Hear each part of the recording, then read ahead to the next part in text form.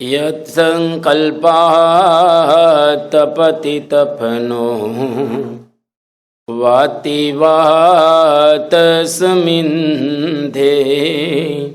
वह निर्धत्ते धरणिरुदधि लंघते नैव वेलाम् सोऽयं श्रीमान् निखिल जगताम् अंतरात्मावतीर्णो धर्मं रक्षन् दिशतु कुशलम् स्वामिनारायणो नः यद्रोमविवरे लीना अंडानां कोटयः पृथक् तदक्षरं गुणातीतं नमाम्यहम्। भगवते श्री स्वामिनारायणाय नमो नमः।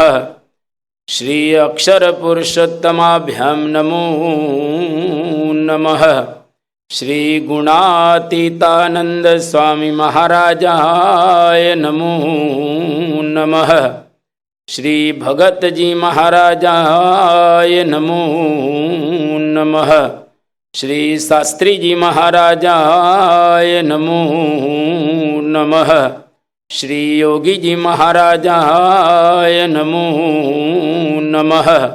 श्री प्रमुख स्वामी महाराजाय नमो नमः। श्री महंत स्वामी महाराजाय नमो नमः।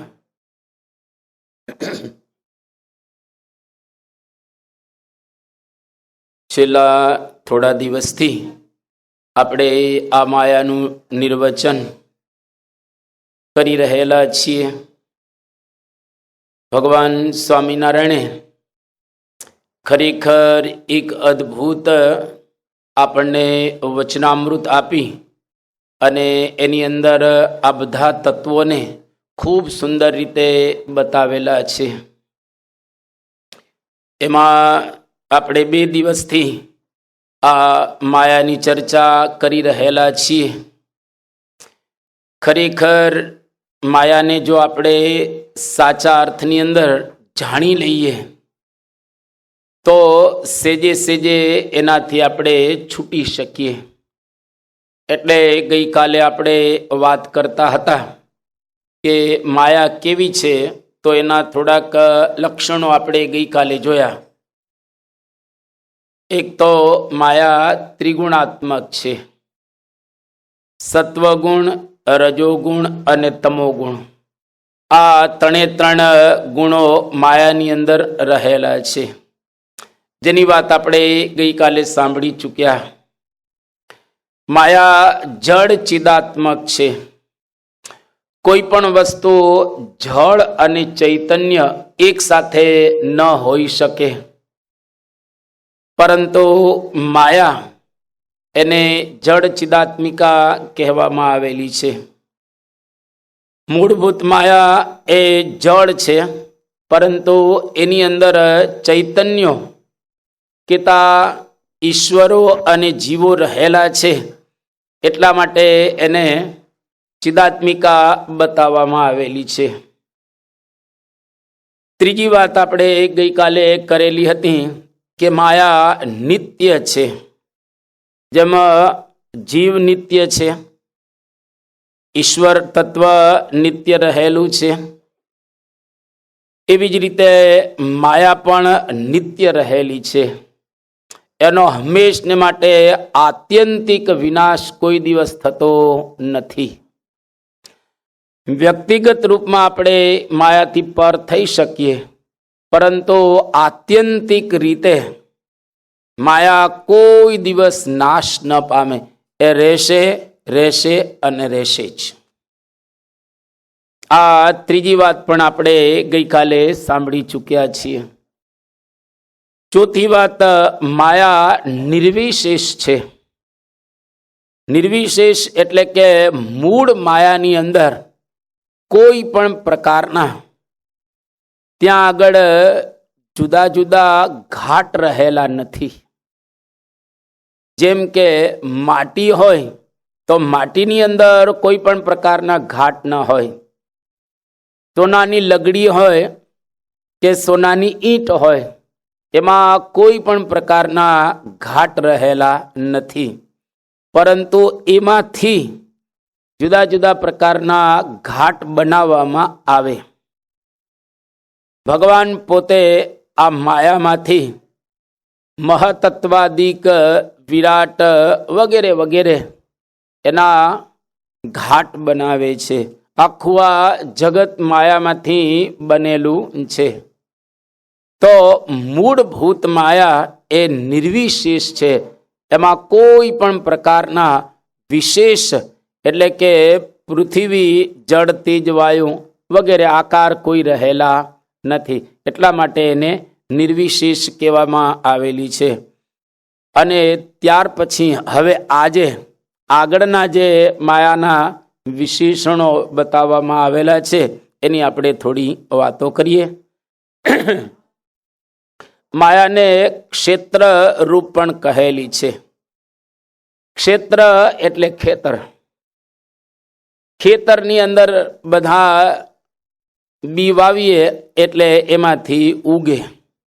તો માયા ક્ષેત્ર છે. સૌથી પહેલા માયામાંથી એક નિમ્ન માયા ઉત્પન્ન થાય છે, જેને કહેવાય છે પ્રધાન. આ પ્રધાન એ પહેલી નિમ્ન કક્ષાની માયા રહેલી છે. એનું ક્ષેત્ર એટલે એનું કારણ કહીએ, એમાંથી આ પ્રધાન ઉત્પન્ન થાય છે એટલે એને ક્ષેત્ર રૂપ પણ બતાવવામાં આવેલી છે. અને પ્રધાનમાંથી મહત તત્વ, મહત એટલે મોટું અને તત્વ એટલે તત્વ, એક મોટું તત્વ, એક મોટો પિંડો એમાંથી ઉત્પન્ન થાય છે. એટલે મહતત્વનું પણ ક્ષેત્ર આ માયા રહેલી છે. એટલા માટે એને ક્ષેત્ર રૂપા પણ બતાવવામાં આવેલી છે. ત્યાર પછી બીજી એક સુંદર વાત મહારાજ પણ કરે છે કે જીવો અને અન્ય બધા એની અંદર અવ્યક્ત રૂપે બેસી જાય છે. એટલા માટે પણ એને ક્ષેત્ર કહેવામાં આવે છે. એમાંથી બધા પોતપોતાના કર્મ પ્રમાણે ઉત્પન્ન થાય અને એમાંથી પોતપોતાના કર્મ પ્રમાણે તે જગ્યાએ બધા ગોઠવાઈ જતા હોય છે. સૃષ્ટિનો જ્યારે સમય આવે ત્યારે બધા અભિવ્યક્ત થાય છે. અવ્યક્ત હતા એમાંથી અભિવ્યક્ત થઈ ગયા. એ અંત્યનું 10મું વચનામૃત પણ મહારાજ વાત કરે છે. બીજો કે જીવો અને ઈશ્વરો એના જે દેહનું નિર્માણ થાય છે એ 24 તત્વમાંથી ઉત્પન્ન થાય છે. એટલે પણ આ 24 તત્વ એનું ક્ષેત્ર એટલે કારણ કહીએ, મૂળ સ્ત્રોત કહીએ, એ પણ માયા રહેલી છે. મહારાજે આ વચનામૃતની અંદર વાત કરેલી છે. ઘણા વચનામૃતોની અંદર જેમાંથી સમગ્ર બ્રહ્માંડની ઉત્પત્તિ થાય છે. આવતીકાલે આપણે ઉત્પત્તિ સર્ગ જોશું. પણ આજે આ માયાના જુદા જુદા જે વિશેષણો અથવા તો માયાની જે વાત કરવામાં આવી છે એની આપણે અત્યારે વાતો સાંભળી રહેલા છીએ. બીજું અહીંયા આગળ માયાને ભગવાનની શક્તિ પણ બતાવેલી છે. હવે ભગવાનની શક્તિ કયા અર્થની અંદર બતાવેલી છે એ પણ આપણે બરાબર રીતે જાણવું જોઈએ. હવે મહામાયા જેને આપણે પ્રકૃતિ કહીએ કે મૂળ પ્રકૃતિ કહીએ વગેરે વગેરે, એને ભગવાનની શક્તિ બતાવી છે. અહીંયા આગળ શક્તિ એટલે ઉપાદાન કારણ. બરાબર રીતે સમજજો. હવે ઉપાદાન કારણ એ ભગવાનની શક્તિ રૂપે અહીંયા આગળ બતાવેલું છે. ભગવાનને કોઈ પણ કાર્ય કરવું હોય તો સાધન જોઈએ. સાધન વગર તમે કંઈ પણ કાર્ય કરી ન શકો. એટલે ભગવાનની આ એક સાધન રૂપ શક્તિ રહેલી છે. ભગવાનને અનંત કરોડો બ્રહ્માંડોની ઉત્પત્તિ કરવી છે. શાના માટે? તો કે જીવોને પોતપોતાના કર્મફળ આપવા માટે અને જીવોનો મોક્ષ કરવા માટે. આ બે ભગવાનની ભાવના રહેલી છે. એટલે એના માટે આ માયામાંથી ભગવાન અનંત કરોડો બ્રહ્માંડોની ઉત્પત્તિ કરે છે. એટલે એક સાધનના રૂપમાં કાર્યોપયોગી ભગવાનની આ એક શક્તિ રહેલી છે. આમ તો ભગવાનના 6 ગુણો બતાવ્યા છે. એક તો જ્ઞાન, બળ, ઐશ્વર્ય, શક્તિ, વીર્ય ને તેજ. એ જે ગુણ છે એની વાત અહીંયા આગળ એ નથી કરતા. એ ભગવાનની એક જુદા પ્રકારની શક્તિ રહેલી છે, એની વાત અહીંયા આગળ નથી. પરંતુ આ એક સાધન રૂપ, જેને નિર્જીવ કહીએ, એ ભગવાનની એક શક્તિના રૂપમાં પણ અહીંયા આગળ શાસ્ત્રોમાં બતાવે છે.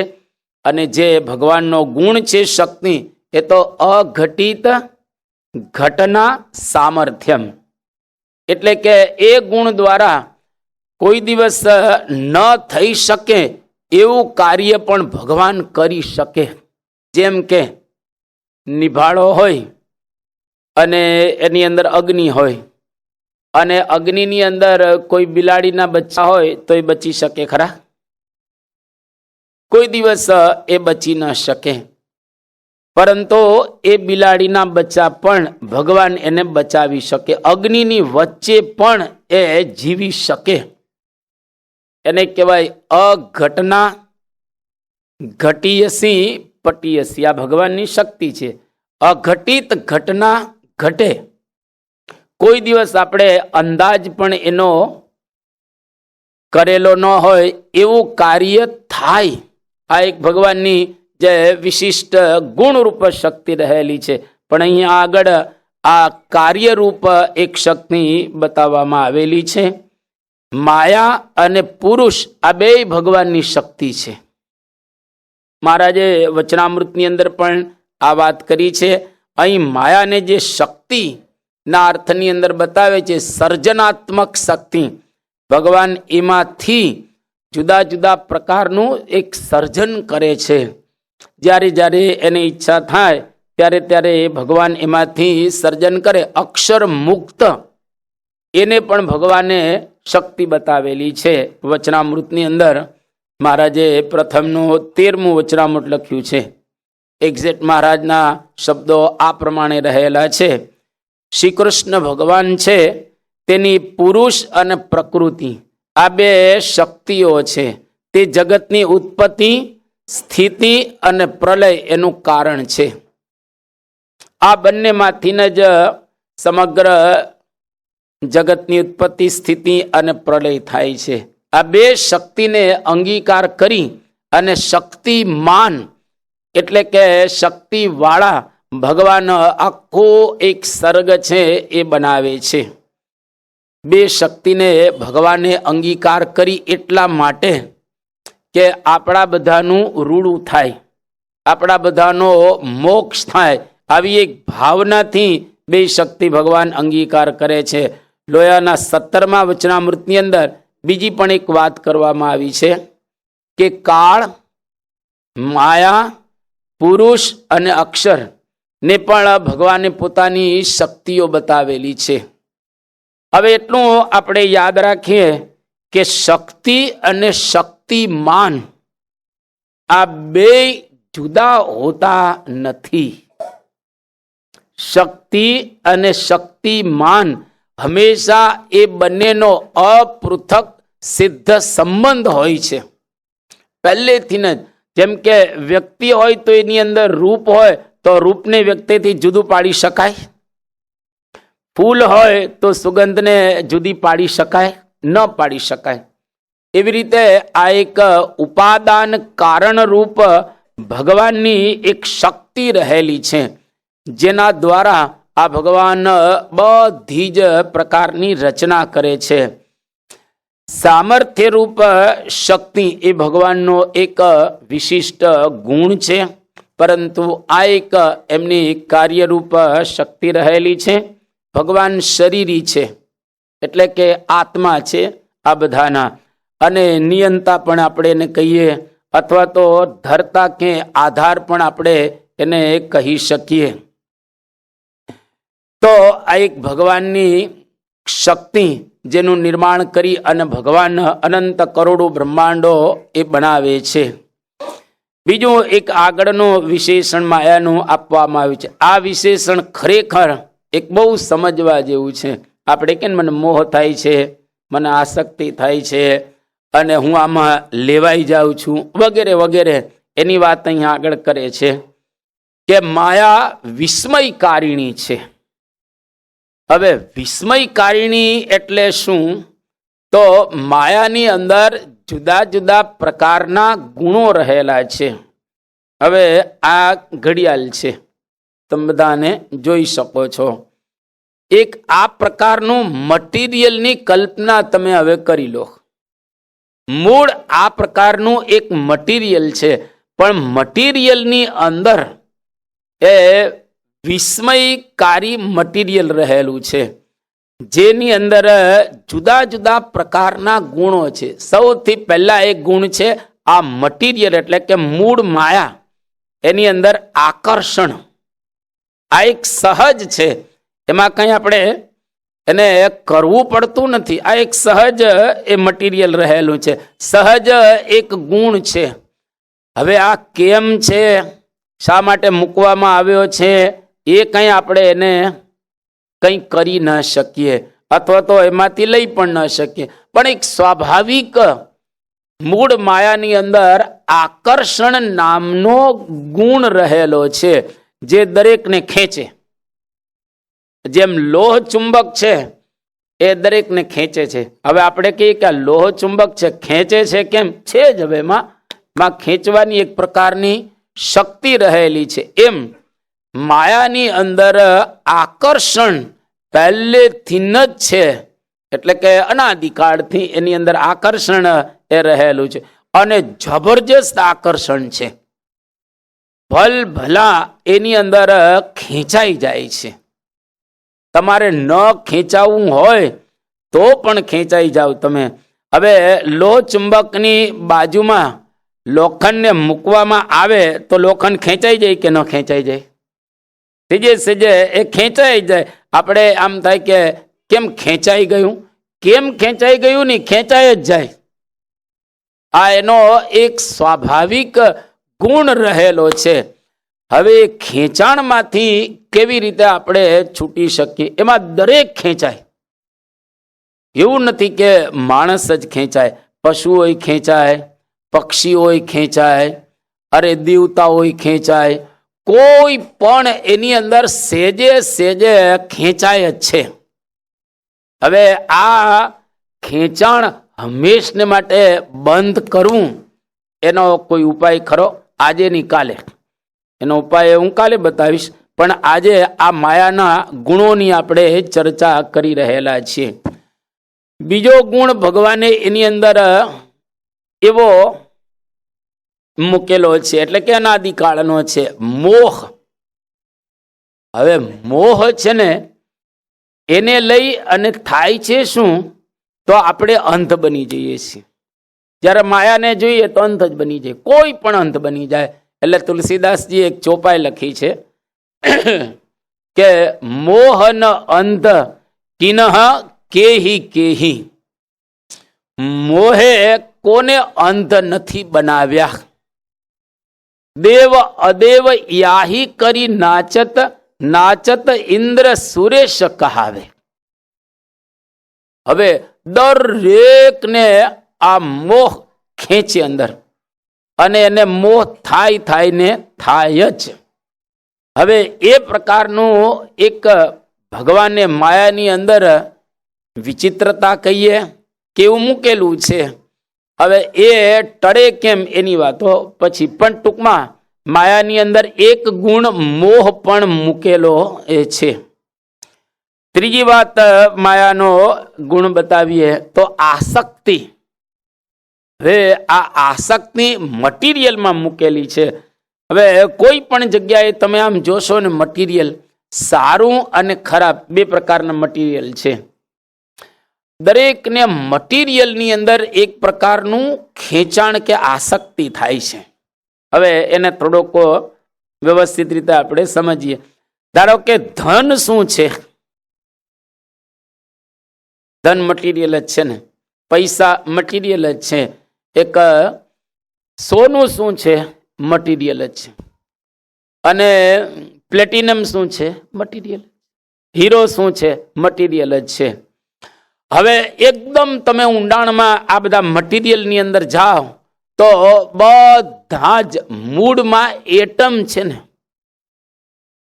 હવે એકદમ મૂળની અંદર તમે જતા રહો, તમે સોનાનો એટમ અને પથ્થરનો એટમ, એટમમાં કઈ ફેરફાર છે? ખાલી ગોઠવણીમાં ફેરફાર રહેલો છે, પણ મૂળભૂત તો આ બધા એટમ રહેલા છે. એટલે મૂળભૂત જે મટીરિયલ છે એ જુદા જુદા ફોર્મની અંદર આવે છે. એટલે આપણને એની અંદર આકર્ષણ એક પ્રકારનું પહેલેથી મૂકેલું છે. જો ધન છે એમાં આસક્તિ થાય. હવે પુરુષને સ્ત્રીમાં આસક્તિ થાય છે. હવે આસક્તિ શેમાં થાય છે? થોડોક વિચાર કરો. સ્ત્રીના જીવની અંદર આસક્તિ નથી થતી, અને સ્ત્રીને પુરુષના જીવની અંદર આસક્તિ નથી થતી, પણ આસક્તિ ક્યાં થાય છે? શરીરમાં. શરીર શું છે? મટીરિયલ. શરીર મટીરિયલ રહેલું છે. તો આ એક પ્રકારનું ખેંચાણ એ થાય છે. એ માયાની અંદર પહેલેથી ગુણ રહેલો છે. જો તમારી પાસે ધારો કે સારો મોબાઈલ હોય અને કોઈને આકર્ષણ થાય તો એ આકર્ષણ શેનું ગણાય? મટીરિયલનું જ આકર્ષણ છે.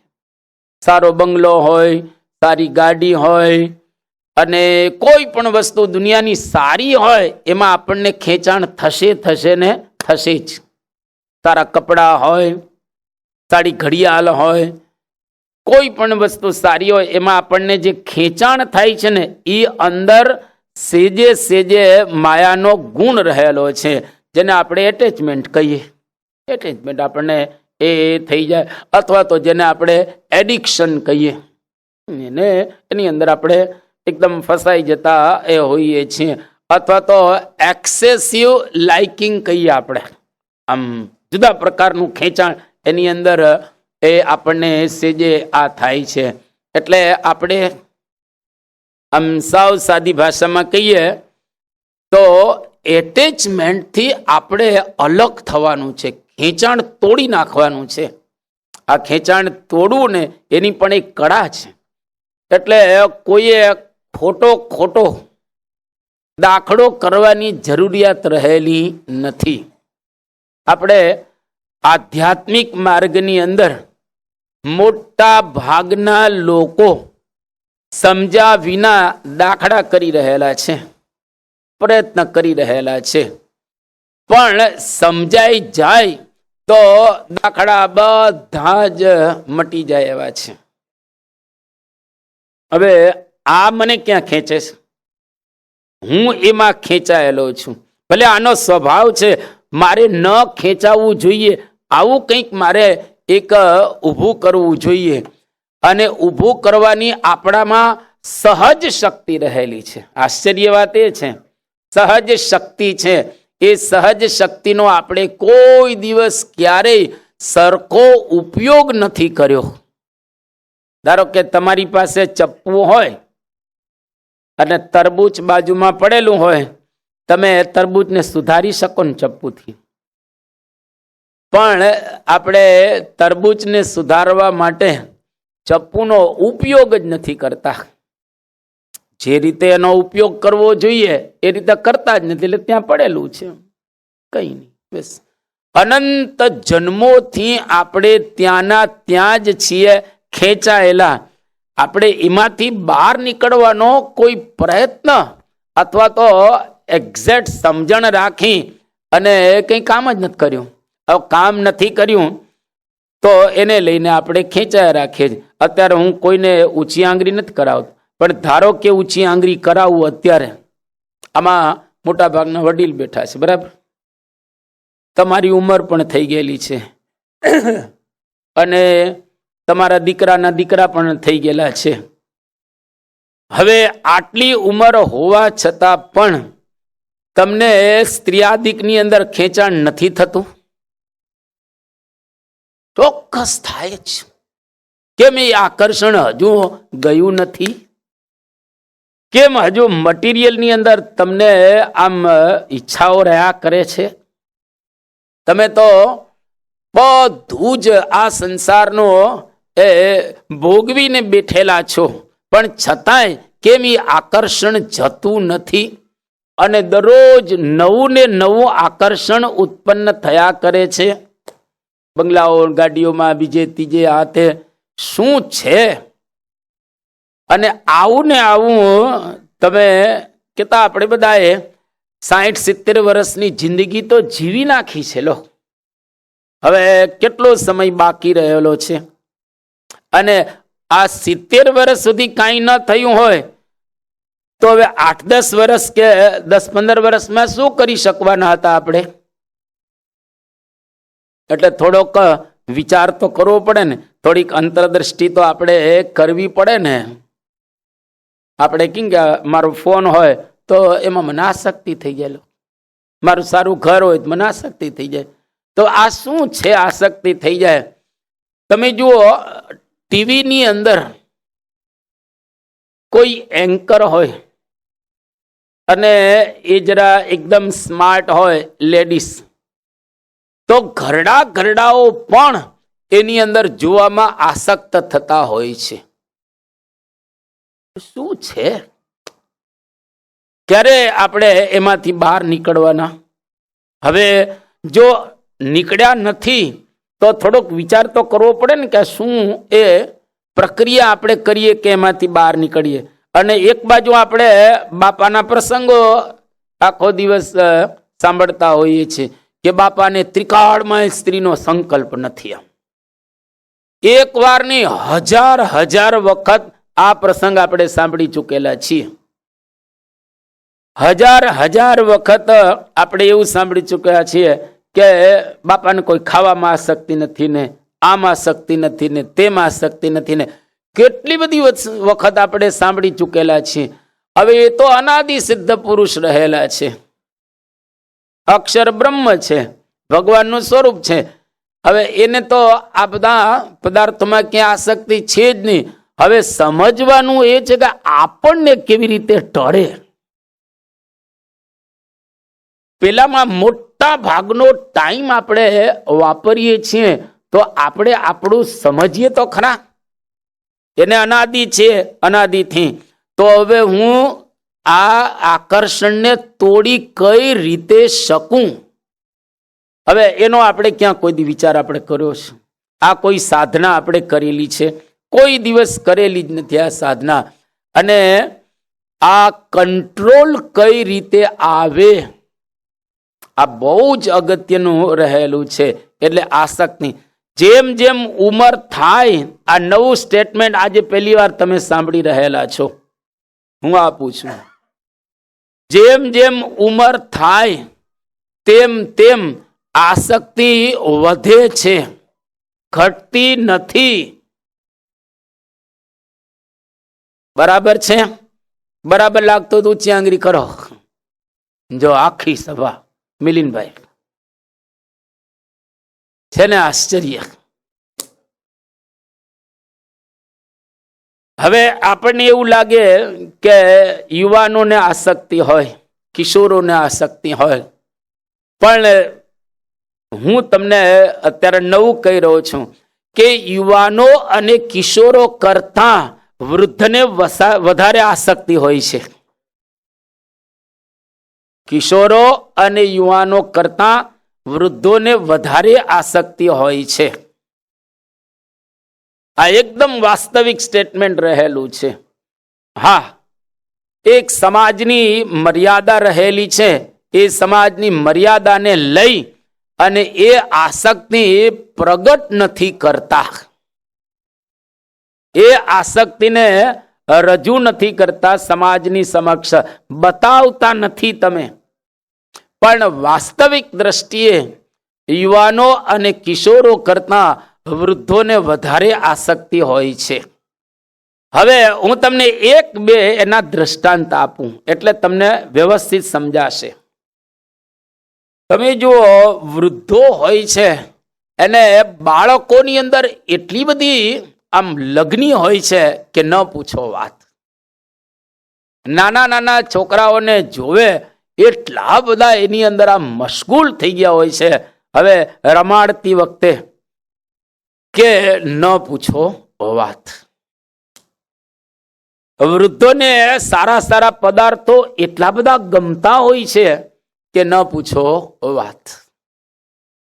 હવે આ બધું શું સૂચવે છે કે એને માયા ટાળવાનો કે માયાને સમજવાનો પ્રયાસ કોઈ દિવસ કરેલો નથી, એટલે દ્રઢ થતું જાય છે. હવે એનાથી એક તમને બીજું દ્રષ્ટાંત આપું. વૃદ્ધોને ખાવામાં તમે જો કેટલી આસક્તિ હોય છે, બરાબર છે ને? મારી સાથે છો ને બધા એકદમ? ઘણી વખત રોગો થાય એટલે ખાઈ નથી શકતા, પણ ખાવામાં આસક્તિ કેટલી જબરજસ્ત હોય છે. અત્યારે મારે કેવું નથી, કઈ જ દઈએ આપણે. આ તો આપણી ઘરની સભા રહેલી છે. 4 વાગે ઠાકોરજીનો એટલે ફ્રૂટનો પ્રસાદ ત્યાં આગળ આવતો હોય છે, બરાબર? અને સવારે શણગાર આરતી પછી પણ. હવે એ લેવામાં તમે જુઓ, એ પ્રસાદ થોડો જ હોય ને, કે પ્રસાદ તો પ્રસાદ જ હોય, પણ એ લેવામાં એ જે તીવ્રતા હોય છે ને, એ જુદા પ્રકારની તીવ્રતા હોય છે. એ શું સૂચવે? પ્રસાદ પ્રેમથી આપણે અંગીકાર કરવાનો જ હોય ને, પ્રસાદ તો આપણે અંગીકાર કરીએ છીએ, પણ એ જે આસક્તિ જે હોય છે ને, એ એના ફેસ ઉપરથી આપણને એ ખબર પડે. એ શું સૂચવે છે કે અવસ્થા થઈ ગઈ છે પણ આ આકર્ષણ ગયેલું નથી.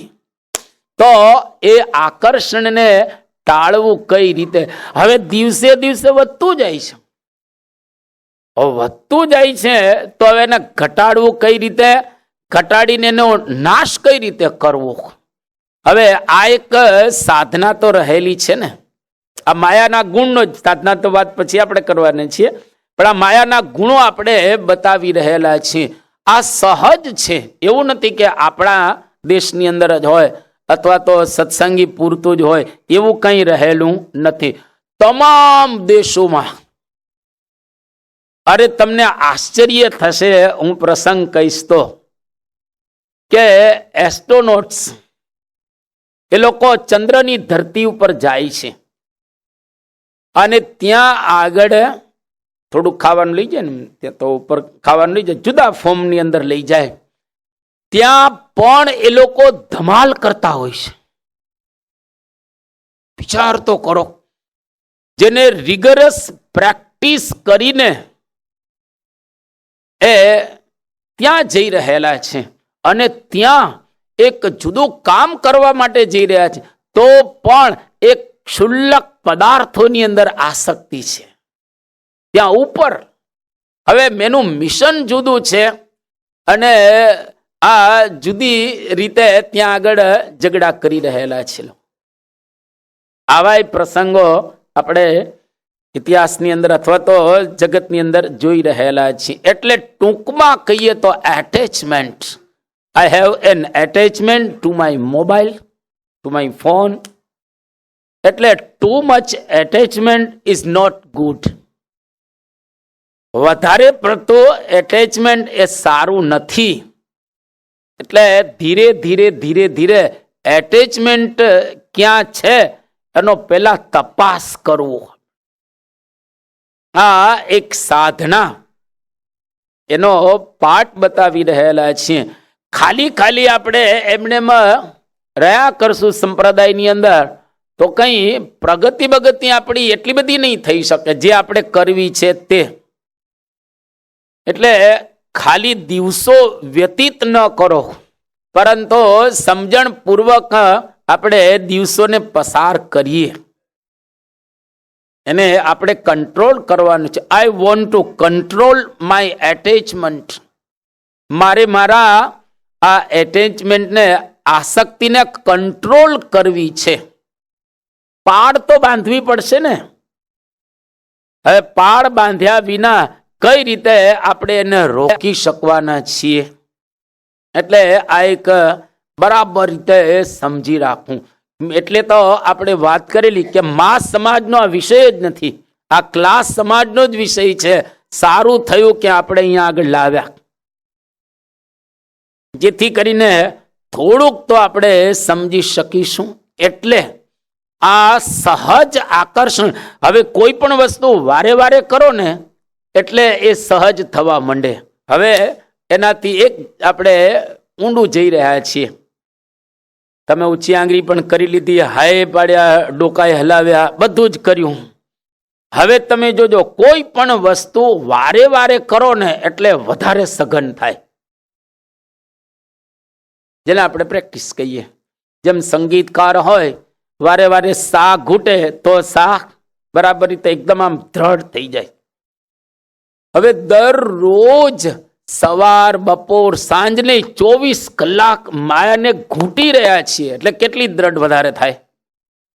અને અનંત જન્મોથી ઘૂંટી રહેલા છીએ એટલે કેટલી સઘન થઈ જાય. એક વસ્તુને વારે વારે કરવામાં આવે તો દ્રઢ વધારે થાય. એટલે સઘન દરરોજ થઈ રહેલી છે આપણી માયા, નહીં કે ઘટી રહેલી છે. યાદ રાખજો, નહીં કે ઘટી રહેલી છે, સઘન થઈ રહેલી છે. જો બરાબર ધ્યાન ન આપીએ તો, અને ધ્યાન આપીએ તો ઘટે પણ છે, જેની વાતો તો કાલે કરીશું. પણ આજે આ માયા આવી વિસ્મયકારીણી છે. હવે છે જ, હવે એમાં આપણે કંઈ કશું કરી શકવાના તો એ નથી. એટલે આપણું શરીર, આપણું મન, આ સંસારની વસ્તુઓ, એમાં સેજે સેજે આપણને બધાને આસક્તિ કે બંધન થાય ને થાય જ. અસહજ છે, એમાં કોઈ બચી શકવાના એ નથી. અને કોઈ એમ કે ના ના મને એમાં આકર્ષણ ન થાય તો એ ખોટું બોલે છે, એ ખોટું બોલે છે. તમે એને જરા એકાંતમાં પૂછશો તો કહેશે કે ના ખરેખર હવે મને એમાં આસક્તિ તો થાય જ છે. જાહેરમાં જુદું જીવન માણસો જીવતા હોય છે અને ખાનગીમાં જુદું જીવન જીવતા હોય છે. બે લોકોના ઘણા ઉપદેશકો આમ ગાદી ઉપર બેસીને વાતો જુદા પ્રકારની કરતા હોય છે, પણ તમે એના નિવાસ સ્થાનની અંદર જાઓ તો એ જુદા પ્રકારનું જીવન જીવતા હોય છે. એટલે તમામ કથાકારોએ પહેલા સમજવાનું, કારણ કે એ તો સમાજને વાત કરે એટલે એ લોકોએ પહેલા સમજવાનું, પછી પબ્લિકને સમજાવવાનું હોય છે. કારણ કે એના કાન તો એની બાજુમાં જ છે ને, એના કાન તો પેલા રહેલા છે અને લોકોના કાન તો થોડાક દૂર રહેલા છે. પણ આજે આપણે સમાજની અંદર જોઈએ છીએ તો કેટલા બધા એવા સ્કેન્ડલ જોવા મળે, કેટલી બધી એવી અઘટિત વાતો કરનારાની અંદર આપણને જોવા મળે. એનો મતલબ એવો થયો કે એ વસ્તુ બોલે છે પણ સમજતા નથી. આપણે સાંભળીએ છીએ પણ સમજતા નથી. આ વિસ્મયકારીણીની વાત કરી. હવે માયાનું આગળ એક અહીંયા આગળ વિશેષણ આપે છે કે માયા કેવી છે? બંધનકારી. બંધન એટલે બાંધે તમને. જેમ આપણે રસ્સીથી કોઈ વસ્તુને બાંધીએ ને, હવે અમુક એવા પ્રકારની રેશમની કે એવી રસ્સી હોય તમે એને બાંધી દો અને ઉપર તેલનું ટીપું નાખી દો, પછી છૂટે જ નહીં, તૂટે જ નહીં, રસી તૂટે જ નહીં, છૂટે નહીં. હવે એટલું બધું સજ્જડ બંધન એ થઈ જાય. એટલે અમુક સ્થિતિની અંદર આપણે એટલા બધા બંધાઈ જઈએ કે એમાંથી પછી નીકળી જ ન શકીએ. પેલું બંધન ક્યાં છે? શરીરનું. કાય કસ્ય ન વલ્લભ, આ સંસ્કૃતની અંદર એક ઉક્તિ છે કે આપણે આપણા શરીરની અંદર એટલા બધા બંધાઈ ગયા છે, કોઈ દિવસ ક્યારેય કોઈ માણસને શરીરનો અવગુણ આવતો જ નથી. લો, મારું શરીર, બસ. પહેલો અહીંયા આગળ જ આપણને આ બંધન રૂપ પ્રોગ્રામ કહીએ એ દેખાય. તો શરીરમાં એટલી બધી આસક્તિ કે ન પૂછો વાત. આપણે કહીએ ખરા કે આપણે મરવાના છીએ, બીજું ત્રીજું બધું કરવાના છીએ, પણ આસક્તિ તો જો શરીરની અંદર. હવે મારે તમને એક વાત કરવી છે, મોટા છો ને એટલે. તમે એકલા જ્યારે અરીસાની સામે ઊભા હો છો એ વખતે તમે તમારા મનમાં શું વિચારો છો? એકલા, જો કોઈ નથી તમને જોતા, અને તમે જે ગેલમાં આવી જાઓ છો ને જુદા હોય છે. તમે એકલા જો, અને એ વખતે તમને કેવું લાગે? આહા, બહુ સરસ લાગુ છું, સારો લાગુ છું. હવે ભાઈ થોડા આવી ગયા છે, કરચલીઓ પડી ગઈ છે, અને હા હવે છેક જવાનો ટાઈમ આવી ગયો છે, તો પણ અરીસાની અંદર એને પોતાનું રૂપ સારું લાગે છે. બરાબર? હા ને? જો દરેક, હવે આ વિચાર તો કરો. તમે ધારો કે યુવાન છોકરો હોય અને એને એનું રૂપ સારું લાગે તો આપણે સમજી શકીએ એમ છીએ, કારણ કે તો યુવાન છે. પણ હવે એના દીકરા થઈ ગયા છે ને એ મોટા થઈ ગયા છે પરણવા જેવા, એ વખતે પણ તમને તમારું રૂપ સારું લાગે છે. એનો મતલબ શું થયો? કે આ શરીરમાં આસક્તિ તો છું, કેટલું બંધન આપણને એની અંદર એ થઈ ગયેલું છે, આ માયાને લઈને થયું છે. બીજો, આપણે મન પણ કેવું છે? માયામાંથી બનેલું છે, એ પણ સ્થૂળ છે, માયામાંથી બનેલું છે. એટલે આખો દિવસ આપણે મનના વિચારોની સાથે પણ બંધાયેલા છીએ. ત્રીજી વાત, વસ્તુઓની સાથે આપણે બંધાયેલા છીએ. સમાજ જુદા જુદા પ્રકાર, જેટલી કઈ આંખથી દેખાય છે વસ્તુઓ, એ તમામ વસ્તુઓ માયા છે. તમામ વસ્તુ. હવે આંખથી તો આપણને બધું દેખાય છે ને, જે કાંઈ દેખાય છે એ માયા છે, મન પણ માયા છે, અને શરીર પણ માયા રહેલી છે. આ સ્થૂળ માયાની આપણે વાત કરી રહ્યા છીએ. એટલે માયા વિસ્મયકારીણી પણ રહેલી છે, અને બંધન રૂપ પણ માયા રહેલી, જે આપણને વ્યવસ્થિત રીતે બાંધે છે, અને એવી રીતે બાંધે છે કે એના બંધનમાંથી કોઈ છટકી શકતા નથી. કોઈક વિરલા એ પેલા બંધનનો વિચાર કરે અને ત્યાર પછી છટકવું કઈ રીતે એનો પ્રયત્ન કરે. પેલા તો આપણે બંધાયેલા છીએ એવું સમજાવવું જોઈએ ને. અને ઘણી વાર આપણે સત્સંગ મળ્યો, પૂરું થઈ ગયું. આપણે ઘણી વખત આપણે એવા કેફમાં રહેતા હોઈએ છીએ કે બસ પતી ગયું બધું.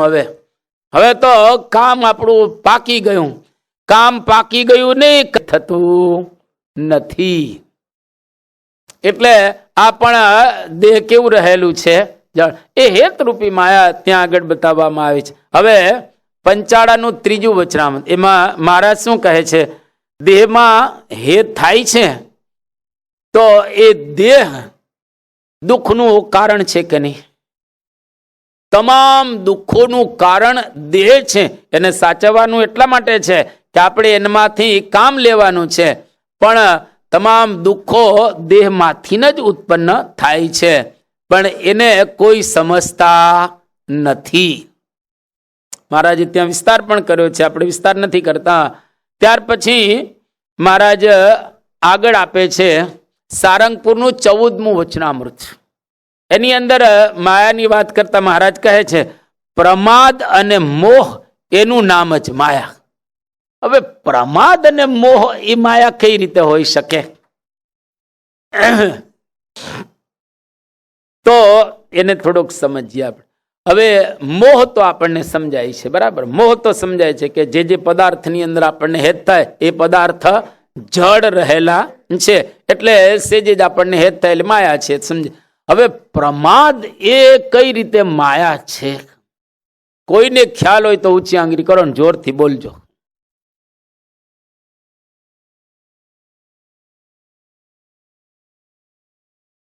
બરાબર છે, બે ને તાલીઓથી વધાવો આપણે. તો હવે પ્રમાદ એટલે શું? એક પ્રકારની આળસ. હવે આળસ એટલે શું છે? જે કરવાનું છે એ આપણે નથી કરતા, અને નથી કરવાની પ્રવૃત્તિઓ, એ પ્રવૃત્તિઓની અંદર આપણે સંલગ્ન રહીએ છીએ, એટલે આપણે માયાની અંદર જ રહેલા છીએ. કરવાનું શું છે કે આપણે આપણા સ્વરૂપનું જ્ઞાન કરવાનું છે, અને આપણે આસક્ત ક્યાં રહ્યા છીએ? પદાર્થની અંદર. એને શું કહેવાય? માયા. આ પ્રમાદ એ પણ આળસ નું બીજું એક સ્વરૂપ આપણે કહીએ, એ પણ માયા રહેલી છે. મહારાજે અંત્યના 36મા વચનામૃતની અંદર, મધ્યના 36મા વચનામૃતની અંદર વાત કરી છે. શું કહે છે? ભગવાન વિના બીજે ઠેકાણે જે હેત રહે છે એ જ માયા છે. જેટલું તમને અથવા તો આપણને બધાને આ પદાર્થોની અંદર આકર્ષણ છે, એટલું પરમેશ્વરમાં છે? આપણે આપણી જાતનો થોડોક વિચાર કરીએ. દોડી દોડીને દર્શન કરવા અવાય છે? દોડી દોડીને ધારો કે ખાવાનું હોય, અત્યારે હમણાં જાહેરાત કરવામાં આવે કે સુરેશભાઈ જરીવાલા તરફથી આવતીકાલે આઈસ્ક્રીમનો પ્રસાદ આપવામાં આવવાનો છે. આવતીકાલે એમના તરફથી પ્રસાદ આપવામાં આવવાનો છે. તરક આવી જાહેરાત થાય તો અત્યારથી આપણે આવતીકાલે આવતીકાલે શું? આઈસ્ક્રીમ. અને તમે જોજો આઈસ્ક્રીમની લાઈન જોજો, લાઈન જોજો. એટલે તમે લાઈન જુઓ, એમાં આપણે આમ તરત આગળ જઈને તરત કરી નાખીએ શું છે.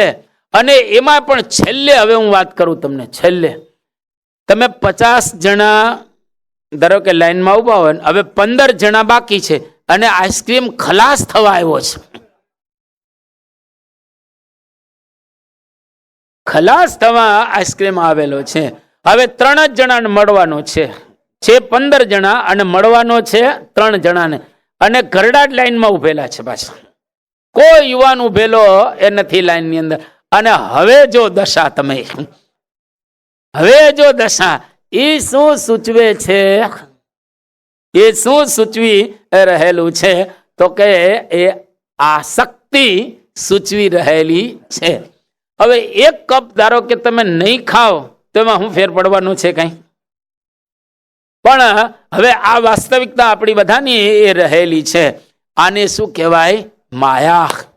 એ આઈસ્ક્રીમ પણ જળ છે, આપણે પેટમાં નાખીએ છીએ એ પણ જળ રહેલું છે, પણ એ જે લગાવ છે એ લગાવનો કોઈ દિવસ આપણે ક્યારેય વિચાર કરેલો નથી. એટલે આ મહારાજે વચનામૃતમાં જુદી જુદી રીતે આ પ્રમાણે વાત કરી છે. અંત્યનું 39મું વચનામૃત, સંત સ્વામી છેલ્લાનું છેલ્લું એને કહેતા, એની અંદર મહારાજ એવું કહે છે કે દેહને વિશે અહમ બુદ્ધિ અને પદાર્થને વિશે મમત્વ બુદ્ધિ એ જ માયા રહેલી છે. દેહને વિશે અહમ બુદ્ધિ આપણને થાય કે મારું શરીર, હું, વગેરે વગેરે, એ પણ માયા છે. અને પદાર્થમાં તો આપણને જે મમત્વ બુદ્ધિ થાય છે, મારો પદાર્થ, એ પણ એક પ્રકારની માયા એ રહેલી છે. જે જગત આપણને દેખાય છે આપણી સમક્ષ, આખો દિવસ આપણે માયાની વચ્ચે જીવીએ છીએ. હવે તમે જેની વચ્ચે જીવતા હો એનાથી પર થવું એ કેટલું અઘરું પડી જાય. એનો જ વિરોધ આપણે કરવાનો એ કેટલો અઘરો પડી જાય. પણ એનું સ્વરૂપ જો પકડાઈ જાય તો વાંધો ન આવે. અંત્યનું 38મું વચન હું એક્ઝેક્ટ શબ્દો વાંચું છું. માયાના કાર્યમાંથી ઉત્પન્ન થયા જે આકાર માત્ર તે સર્વે મિથ્યા છે, અને એ સર્વે આકાર કાળે કરીને નાશ પામે છે. હવે પ્રેક્ટિસ આપણે એ કરવાની કે જે આપણી આજુબાજુ દેખાય છે એ કેવું છે? મિથ્યા છે અને નાશવંત રહેલું છે. હવે મિથ્યા ને નાશવંત હોય તો આપણી સાથે તો કોઈ આવે નહીં, વસ્તુ નક્કી થઈ ગઈ ને. અને આપણે કેવા રહેલા છીએ? સત્ય છીએ અને શાશ્વત રહેલા છીએ. હવે દરરોજ આ પ્રમાણે અંત્યના 38મા વચનામૃત પ્રમાણે થોડી થોડી થોડી પ્રેક્ટિસ વધારવાની, અને એક વખત એવો આવે એ પ્રેક્ટિસ સઘન થઈ જશે. સઘન થશે એટલે સ્વાભાવિક રીતે આપણે એને સમજી શકવાના એ છીએ. ટૂંકમાં કહીએ તો નામ રૂપ બધા જે આપણી આજુબાજુ દેખાય છે એ નાશવંત છે, આકાર માત્ર ખોટા રહેલા છે, અને આખું જગત એ ખોટું છે. આસક્તિ ઉપજાવે એવું છે, એમાંથી મારે બહાર નીકળવું છે. આટલો એક થોડોક વિચાર જો કરીશું તો ધીરે ધીરે ધીરે ધીરે કરતા કરતા કરતા આપણે એમાંથી છટકી શકીશું. અને એક સમય એવો આવશે, અમે એની વચ્ચે હશું તોય તમને, અને પછી એને વાપરીશું ને તો કોઈ પણ પ્રકારનું બિલકુલ બંધન નહીં થાય. ક્યારેય લાઈનમાં દોડાદોડી નહીં કરો. તમે સારા પદાર્થો વાપરશો, પ્રેમથી વાપરશો, પણ જરાય આસક્તિ નહીં. પ્રમુખ સ્વામી મહારાજ, હવે એનો ખાલી એક પ્રસંગ કહીને આપણે પૂરું કરીએ. પ્રમુખ સ્વામી મહારાજ દુનિયાની અંદર બહુ ફર્યા બાપા, આપણે જાણીએ છીએ. લગભગ 25 વખત દુનિયાના બધા જ દેશોની અંદર બાપાએ વિચરણ કરેલું છે. હવે સ્વામી એક વખત આફ્રિકાની અંદર, ઇન્ડિયામાં પણ બોલેલા, સ્વામી કે દેશ વિદેશ ફરીએ પણ મન તો મહારાજમાં રાખીએ. કેટલા બંગલાઓમાં ફર્યા બાપા, કેટલી ગાડીઓમાં બેઠા બાપા, કેટલા પ્લેનની અંદર બેઠા હશે. બધા જ વૈભવો આ દુનિયાના કહીએ એ બાપાની સમક્ષ આવેલા છે. અને એવા બંગલાઓ સારા સારા. તમે કોઈક વખત મુંબઈ જાઓ તો પરમાનંદ કાકાનો બંગલો છે. બાપા એક વખત એવું બોલેલા કે બીજા બધાની બંગલીઓ અને પરમાનંદ કાકાનો બંગલો પેડર રોડમાં, જ્યાં ઈંચના ભાવ ગણાતા હોય ત્યાં 6 એકરમાં આ બંગલો છે. પેડર રોડની અંદર 6 એકરમાં બંગલો, કેવો જબરજસ્ત બંગલો અને અદ્ભુત બંગલો છે. બાપા એની અંદર ઘણી વાર ઉતરેલા છે બાપા. તો આવા બધા બંગલાઓની અંદર બીજે ત્રીજે બાપા ગયેલા છે, રોકાયેલા છે, પણ કોઈ જગ્યાએ એને આસક્ત નથી કે દુનિયામાં બધે ફરીએ પણ મન ક્યાં રાખીએ? મહારાજની મૂર્તિ. બસ આટલું જ આપણે એ કરવાનું છે. એટલે પેલા એને સમજીશું આપણે, જેની વાતો આપણે આવતીકાલે કરીએ. તરત છૂટી જાય છે, જરાય પ્રયત્ન કરવો ન, તરત જ આપણે છોડી શકીએ, જેની વાતો આપણે કાલે કરી. શ્રી સ્વામિનારાયણ ભગવાન ગુણાતીતમ